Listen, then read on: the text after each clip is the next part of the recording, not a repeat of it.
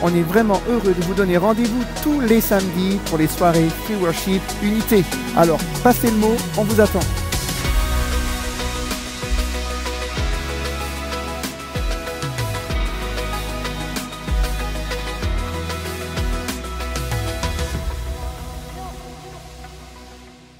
Ne ratez pas votre programme tous les mercredis. Alors, rejoignez-nous tous les mercredis à 10 h sur la chaîne YouTube MLK. À mercredi!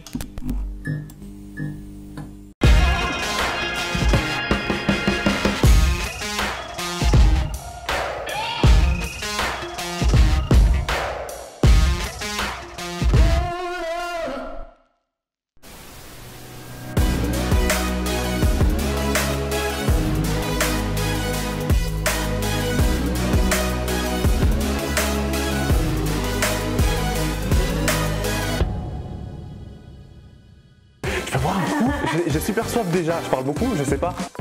Et puis, et le vent, le roi des rois. Je chante très mal, mais c'est pas grave, Dieu donne pas tous les dons. Faudra couper au montage.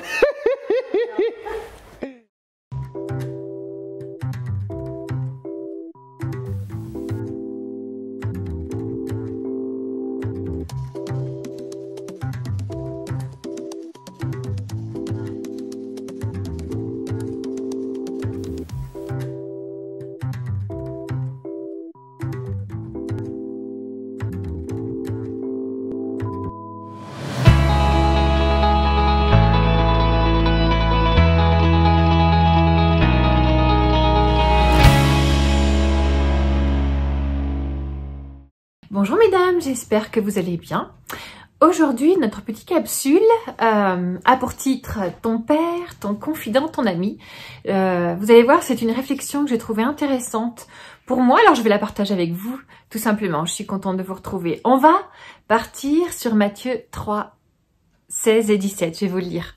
« Et voici les yeux s'ouvrir, et il vit l'Esprit de Dieu descendre comme une colombe et venir sur lui. Et voici une voix fit entendre des cieux ces paroles. Celui-ci est mon fils bien-aimé, en qui j'ai mis toute mon affection. » Vous connaissez ce passage. C'est le seul moment dans la Bible où l'on voit le Père, Dieu le Père, Jésus le Fils et le Saint-Esprit réunis ensemble en fait. Vous connaissez ce passage, c'est juste au moment du baptême de Jésus. C'est au démarrage du ministère terrestre de Jésus. Donc en fait, il n'a rien accompli.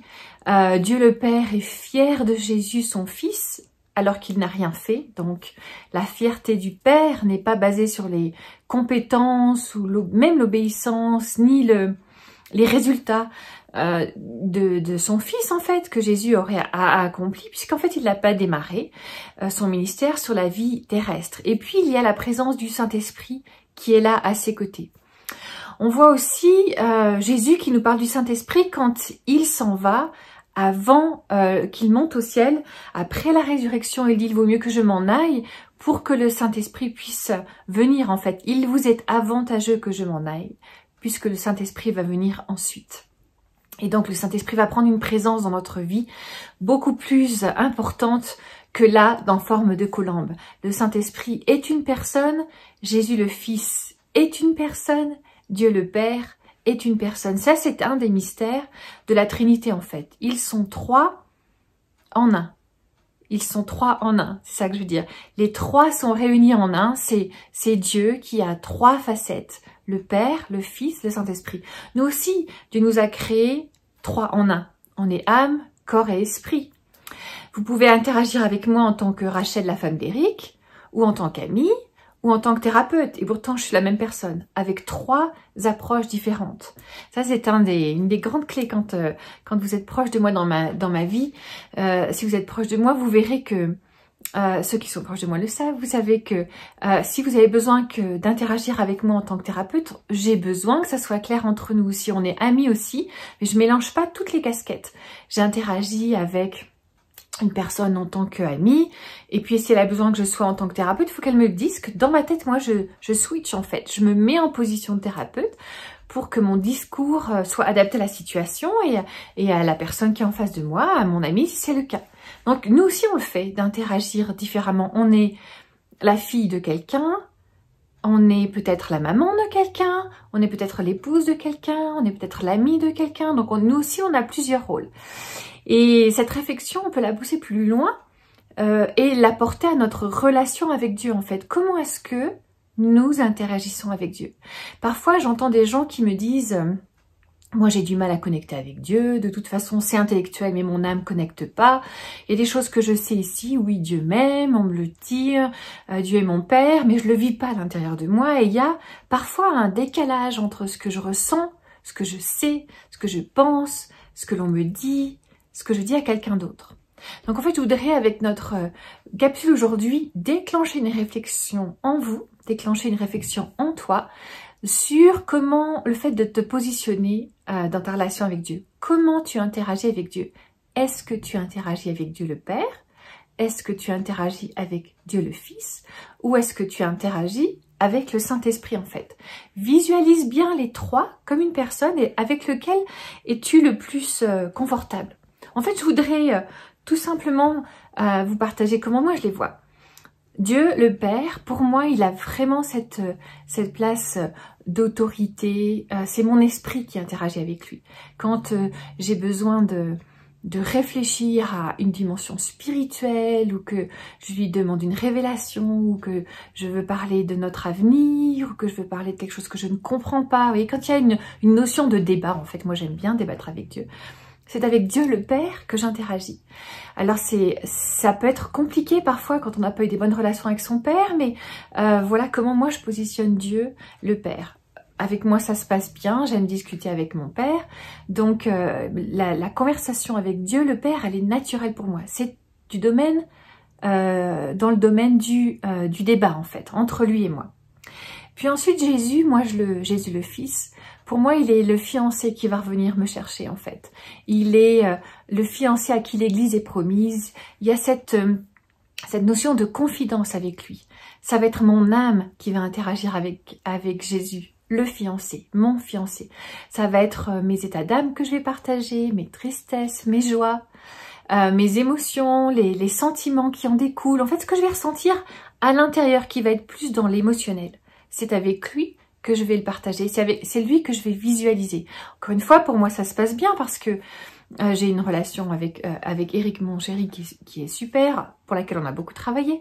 Mais donc, mon âme connecte facilement avec Eric et mon âme connecte facilement avec Jésus. C'est comme ça que je le positionne et que je le vois, et c'est à ce niveau-là que j'interagis avec lui.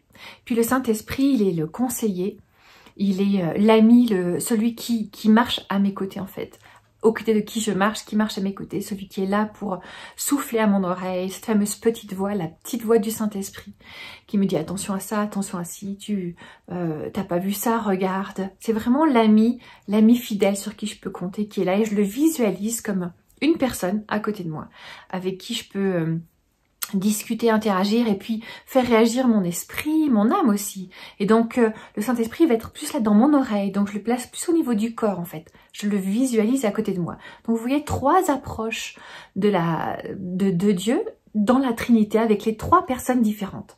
Donc je vais vous lancer un défi aujourd'hui, votre défi du jour. J'aimerais que tu prennes un temps distinct et séparé avec Dieu le Père, avec Jésus le Fils et avec le Saint-Esprit en tant que personne.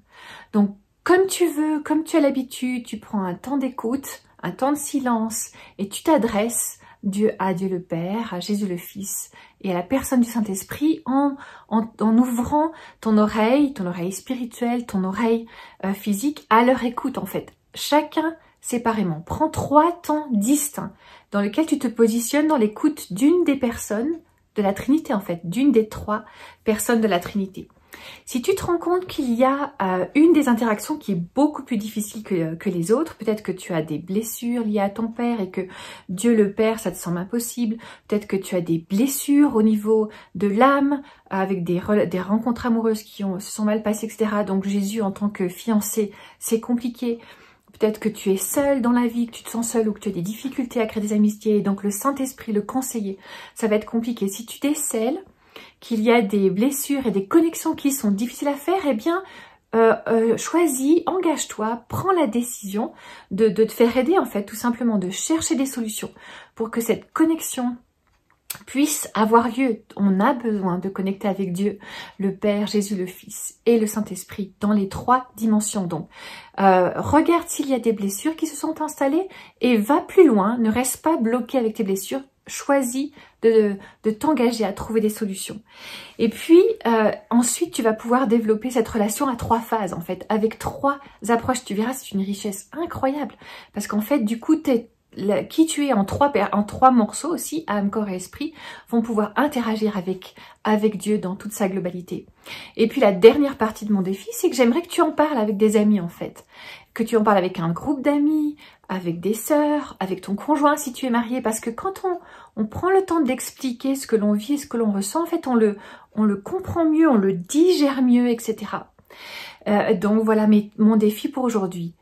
Prends du temps avec chacune des personnes du Saint-Esprit, décèle s'il y en a une où il y a des blessures qu'il faut réparer, engage-toi à aller jusqu'au bout, à réparer ces blessures dans ton âme, dans ton esprit ou dans ton corps, et puis partage ce que tu as découvert avec des personnes de confiance, bien sûr, pas la terre entière, avec un petit groupe de confiance, amis, sœurs, conjoints.